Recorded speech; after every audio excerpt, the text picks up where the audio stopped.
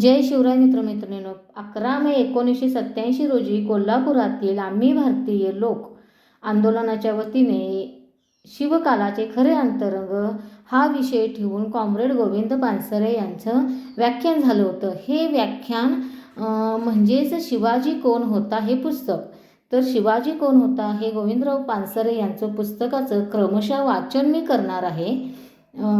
तर हे वाचन सर्वांनी ऐकावं. आगळा राजा शिवाजी. तसं पाहिलं तर छत्रपती शिवाजी महाराजांवर आजवर बरंच लिखाण झालं आहे. कथा, कादंबऱ्या, नाटके, तमाशे, गाणी, पोवाडे, इतिहास, चरित्रे इत्यादी वाङ्मयाचे जेवढे म्हणून प्रकार आहेत त्या सर्व वाङ्मय प्रकारात शिवाजी आणि शिवकाल हा विषय अनेक वेळा येऊन गेला आहे. चित्रपटही निघालेत, व्याख्यानंही खूप झालीत आणि होत आहेत. पण एवढं सारं होऊनही शिवकालाची, शिवाजी महाराजांची आणि त्यांच्या कार्यास प्रेरणा ठरलेल्या कारणांची जी प्रतिमा सामान्य जनमानसात निर्माण झाली आहे ती इतिहासाशी पूर्णतः इमान असलेली प्रतिमा आहे असे म्हणवत नाही. लोकशाहीत राजाचं कौतुक. खरं म्हणजे सरंजामशाही आणि राजेशाही ही कालबाह्य झालेली समाजरचना आहे. शिवाजीचा काळ हा सरंजामशाहीचा काळ होता आणि शिवाजी हा सुद्धा एक सरंजामशाहीतलाच राजा होता. जगाने आणि आपल्या देशाने राजेशाही ताज्य ठरवली. राजे राजवाडे नाहीसे व्हावेत म्हणून अनेक संघर्ष केले. राजे राजवाडे नाहीसे केले आणि हे सर्व बरोबरच केले. राजेशाही मोडून त्या जागी आपण लोकशाही आणली आणि हे सुद्धा बरोबरच केले. शिवाजीने स्थापन केलेल्या राज्याचे शिवाजीनंतर जे काही झाले त्यावरून सुद्धा राजेशाही ही स्वीकारण्याजोगी व चालू ठेवण्याजोगी समाजव्यवस्था नव्हती हेच सिद्ध होते. प्रगत अशा ब्रिटिश भांडवलशाही साम्राज्यशाहीसमोर भारतातील सरंजामशाही टिकाव धरू शकली नाही. यावरून सुद्धा सरंजामशाही व राजेशाही टाकाऊ समाजव्यवस्था ठरते हेच पुन्हा सिद्ध झाले. पण मग या आधुनिक लोकशाहीत एका राजाचा उदो का व्हावा? त्या राजाच्या विचारात, व्यवहारात आणि चारित्र्यात असे काय आहे की त्यामुळे लोकशाहीत सुद्धा त्याचे स्मरण स्फूर्तिदायक ठरावे? तसे राजे खूप होऊन गेले, पण सर्व राजांची काही अशी आठवण केली जात नाही. त्या राजाच्या जयंत्या किंवा मयंत्या कुणी साजऱ्या करीत नाहीत. त्या राजांचे कुणी हयात वारस असतील ते कदाचित करीत असतील. क्वचित कुणाच्या बाबतीत त्या राजांच्या संस्थानात समाविष्ट असलेल्या प्रदेशातील काही लोक कुठे असे करीत असतील. परंतु शिवजयंती जितक्या विस्तृत प्रदेशात, जितक्या मोठ्या प्रमाणात आणि ज्या उत्साहाने, उमेदीने, स्फूर्तीने साजरी केली जाते तसे इतर कुणाही राजाच्या बाबतीत घडत नाही. असे का व्हावे? इतर राजांपेक्षा या राज्यात काय वेगळेपण होते की ज्यामुळे असे घडत आहे? शिवकालीन किंवा त्यांच्या आगेमागे होऊन गेलेल्या इतर राजांपेक्षा शिवाजीत असे काय वेगळेपण होते? हे वेगळेपण समजावून घेतलं तर शिवकालाचा व शिवचरित्राचा नीट उलगडा होईल. राज्य संस्थापक. पहिली गोष्ट म्हणजे शिवाजी हा कुणी अगोदर तयार केलेल्या गादीवर वारसा हक्काने बसलेला आयतोबा नव्हता. आयत्या पिठावर रेघोट्या उठविणे सोपे असते, त्यात फारसे कौतुकास्पद काही नसते. वारसा हक्काने राजे बनलेले अनेक होऊन गेले. शिवाजी वारसा हक्काने राजा बनला नव्हता. त्याने राज्य निर्माण केले. तो राज्य संस्थापक होता. राज्य निर्माण करणे सोपे नव्हते व नसते. शिवाजीने ते केले. इतरांनी स्थापलेल्या राज्यावर बसणे आणि स्वकर्तृत्वावर राज्य निर्माण करणे यात खूप फरक आहे. शिवाजीने जेव्हा राज्य निर्माण केले तेव्हा तत्सम इतरांच्या मनात तसा विचारसुद्धा येत नव्हता. मग तसा व्यवहार होण्याची गोष्ट दूरच. या किंवा त्या शाहीची इमानी इतवारे चाकरी करावी, या किंवा त्या दरबाराची मर्जी राखावी, त्यासाठी लाचारी पत्करावी आणि कसे तरी करून इनाम मिळवावे, जहागिरी मिळवावी आणि त्यातच आयुष्याची इतिकर्तव्यता मानावी असे इतर करीत. त्या काळात शिवाजीने राज्य स्थापनेची मनीषा बाळगली, तसा विचार केला, त्याची नीट योजना आखली, तसा व्यवहार केला आणि राज्य स्थापन केले. तथापि राज्य स्थापन करणारा शिवाजी हा काही एकमेव राजा नव्हता. काही थोडे इतरही होते. त्या थोड्या इतरात सुद्धा जनमानसात शिवाजीला मिळाले तसे स्थान मिळालेले नाही. आपले कार्य, आपले राज्य. शिवाजी महाराजांच्या कार्याचे आणि राज्याचे इतर राजांच्या कार्याहून आणि राज्याहून सर्वात ठळक वेगळेपण कोणते? शिवाजीचे कार्य आणि शिवाजीचे राज्य त्या राज्यात राहणाऱ्या सर्वसामान्य माणसाला, रयतेला आपले वाटत होते. हेच ते ठळक वेगळेपण होते असे मला वाटते. खरे म्हणजे एखादे राज्य चांगले की वाईट हे ठरविण्याची सर्वोत्तम कसोटी कोणती? ज्या राज्यातील प्रजेला, सामान्य प्रजेला, बहुसंख्य प्रजेला, बहुजनाला हे राज्य आपले आहे असे वाटते ते राज्य उत्तम समजावे. आपण साध्या लोकशाही राज्यात राहतो. जगात अनेक देशात आपल्या देशातल्यासारखी लोकशाही आहे. या लोकशाही राज्यातील प्रजेला, बहुसंख्य सर्वसामान्य प्रजेला ही राज्ये आपली वाटतात का? आपल्या देशात जे काही चालले आहे ते आपल्यासाठी चालले आहे असे बहुसंख्य जनतेला वाटते का? मला वाटते याचे प्रामाणिक उत्तर नाही असे आहे. लोकांनी निवडून दिले असले तरी सध्याचे लोकशाही राज्य व त्या राज्यात जे कार्य चालू आहे ते प्रजेला आपले आहे, आपल्यासाठी चालले आहे असे वाटत नाही. शासन संस्थेची एक उत्तम व्याख्या आहे जी लोकांतून निर्माण होते पण वाढत्या गतीने लोकांपासून अलग पडते, ती शासन संस्था. सध्याचे लोकशाही राज्य लोकांतून निर्माण झाले आहे व लोकांपासून अलग पडले आहे, वाढत्या गतीने अलग पडते आहे.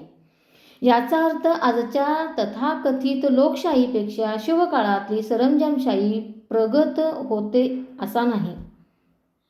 शिवकाळ आणि आपण यात 350 वर्षाचे अंतर आहे.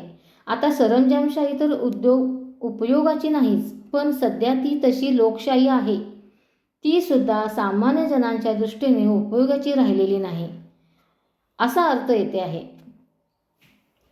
आत्माहुतीची प्रेरणा. शिवाजीचे कार्य हे आपले कार्य आहे असे त्या काळातील रयतेला वाटत होते. याची अनेक उदाहरणे आहेत. प्रचंड फौजफाट्यासह सिद्दी जोहर व अफजल खान पन्हाळगडाला वेढा देऊन बसले होते. महिने उलटले तरी वेढ्यात ढील पडली नव्हती. नेताजी पालकराने सिद्दी हिलालाच्या साह्याने वेढ्यावर केलेला हल्ला नाकायाब झाला होता. शिवाजीच्या सेनापतीला हार पत्करून पळून जावे लागले होते.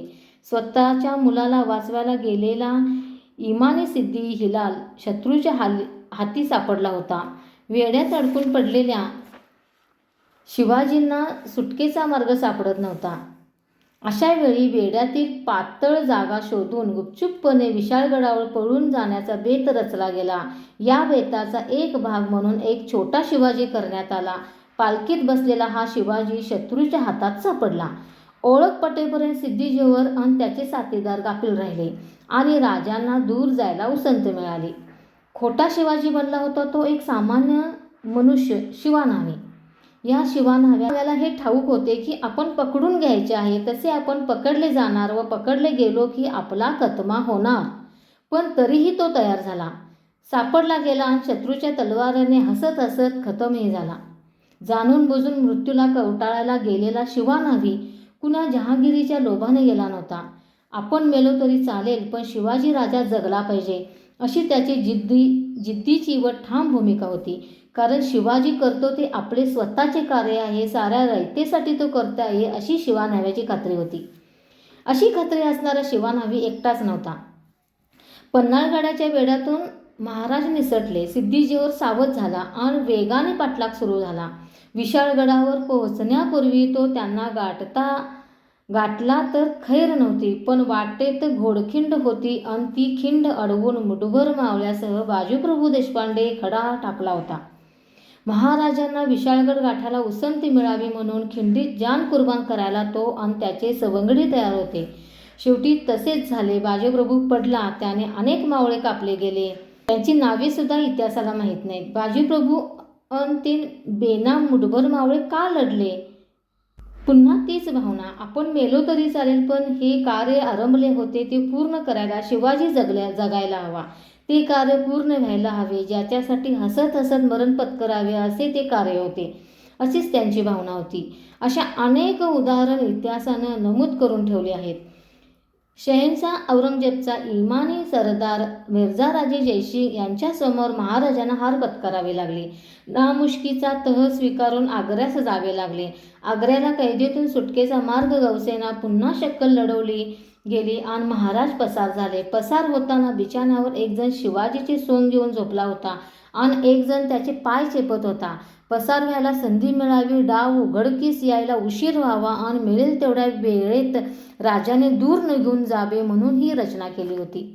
मृत्यूला सामोरे जायला मागे राहिले होते ते होते मदारी मेहतर आणि हिरोजी फर्जत. लवकर असो अगर उशिरा असो, डाव उघडकीस येणार, आपण पकडले जाणार आणि बेमौत मारले जाणार याची मदारी मेहतरला आणि हिरोजी फर्जतला जाण नव्हती.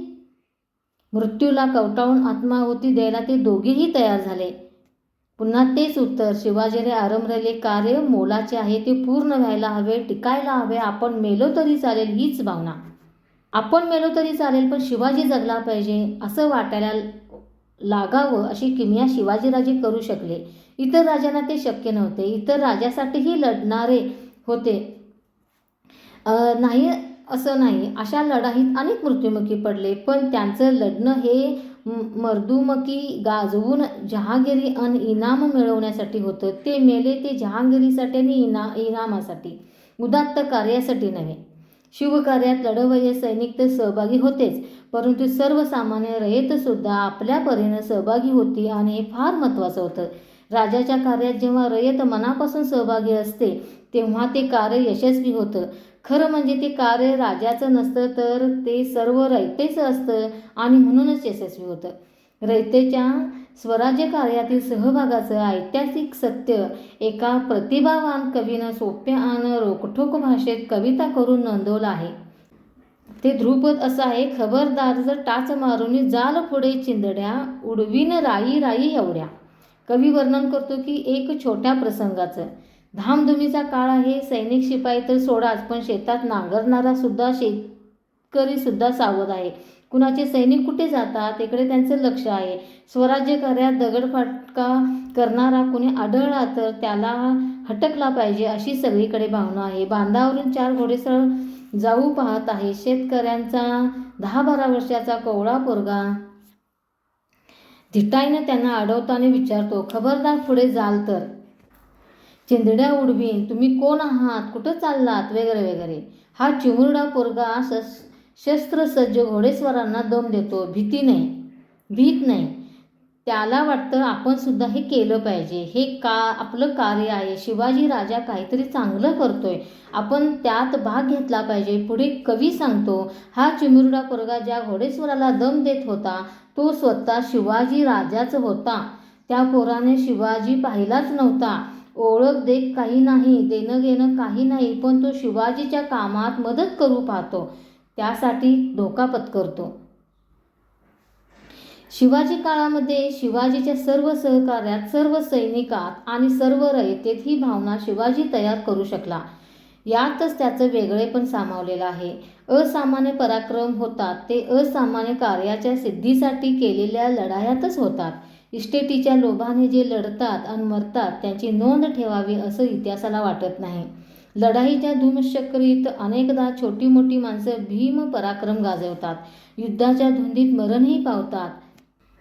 जहांगीरी मिळवण्यासाठी किंवा मिळवलेल्या टिकवण्यासाठी पराक्रमसुद्धा केलेले जातात, पण लोभ प्रलोभनाविना जाणून बुजून मृत्यूला कवटाळणाऱ्या पराक्रमाची जातच वेगळी असते. शिवाजीचे सहकारी व त्याची रयत शिवाजीच्या कार्यात सर्वस्वाचा त्याग करीत सहभागी होती, ही गोष्ट निर्विवाद आहे. शिवाजीच्या काळातील त्यांच्या रयतेला शिवाजीचे कार्य व शिवाजीचे राज्य हे आपले राज्य आहे असे वाटत होते. याबाबत शंका घ्यायला जागा नाही. पण असे का होते? शिवाजीने असे काय कार्य केले होते की रयतेला त्याने आरंभलेले कार्य आपले वाटावे? इतर समकालीन किंवा मागेपुढे झालेल्या राजांना ती रयतेची निष्ठा मिळाली नव्हती. ती शिवाजी राजांना का मिळाली असा खरा प्रश्न आहे. इतर राजे रयतेशी वागत ती रीत आणि शिवाजी महाराज रयतेशी वागत ती रीत यात जो फरक होता त्या फरकात या प्रश्नाचे उत्तर आहे. जहांगीरी, इमानदारी, वतनदारी व गावगाडा. त्या काळी सर्वसामान्य जनता राजा कोण आहे, कोण आला, कोण गेला यासंबंधी फारशी फिकीर करत नसे. कुणीही राजा आला किंवा गेला, कुणाचेही राज्य आले तरी सामान्य रयतेच्या जीवनात फरक पडत नव्हता. गावे जवळजवळ स्वयंपूर्ण होती. गावगाड्याची स्वयंपूर्ण यंत्रणा होती. पाटील होता, कुलकर्णी होता, 12 बलुती होती. ते गाव चालवित होते, गावगाडा हाकीत होते. राज्ये बदलली तरी या गावगाड्यात फरक पडत नव्हता. वतनदार होते ते भरमसाठ वसूल करीत होते, रयतेवर अन्याय करीत होते. त्यांच्या विरुद्ध दाद मिळत नव्हती आणि मिळत नव्हती म्हणून कुणी मागत नव्हते. राज्य बदलली तरी कुलकर्णी, पाटील, वतनदार, देशमुख, जहागदार तेच असत.